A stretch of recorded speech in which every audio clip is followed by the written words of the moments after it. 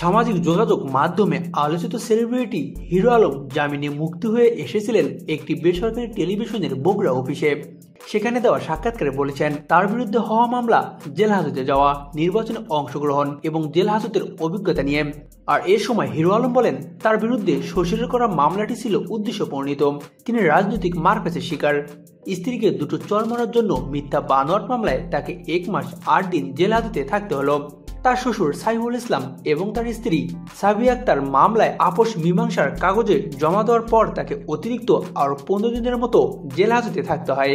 এটিও রাজনৈতিক ষড়যন্ত্রের শিকার বলে জানান তিনি। তাকে নিয়ে রাজনৈতিক কারণ হিসেবে তিনি জানান তিনি বগুড়া 4 আসন থেকে সংসদ সদস্য প্রার্থী ছিলেন। এটিকে কেন্দ্র করে রাজনীতি। এছাড়া গত 6 মার্চ তাকে মীমাংসার কথা বলে থানায় আসতে বলে গ্রেপ্তার করা হয়। জেলখানায় কেমন ছিলেন এর উত্তরে হিরো আলম জানান তাকে সেলে রাখা হয়েছিল। সেল সাধারণত দাগী আসামিদের জন্য। এরপর তার নিরাপত্তার জন্য তাকে ওই স্থানে রাখা হয়। তবে তার সাথে সবাই ভালো ব্যবহার করছে, খাবার দাবার ভালো দিয়েছে।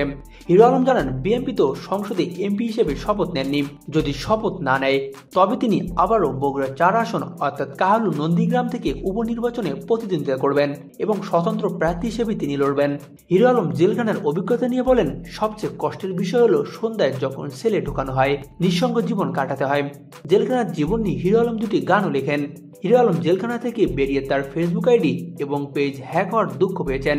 তিনি তার ভক্তদের এ ব্যাপারে সতর্ক থাকতে এবং ভুল না বুঝতে অনুরোধ জানিয়েছেন। বগুড়ায় হিরো আলমের বিরুদ্ধে গত 6 মার্চ তার শ্বশুর সাইফুল ইসলাম তার মেয়েকে নির্যাতনের অভিযোগ এনে বগুড়া সদর থানায় মামলা করেন। 7 মার্চ পুলিশ তাকে গ্রেপ্তার করে এবং 18 এপ্রিল তার জামিন হয়। আমাদের চ্যানেলটি থেকে বিনোদনের সব খবর পেতে আমাদের চ্যানেলটি এখনই সাবস্ক্রাইব করে বেল বাটনে ক্লিক করুন। সেই সঙ্গে লাইক, কমেন্ট, শেয়ার করতেও ভুলবেন না।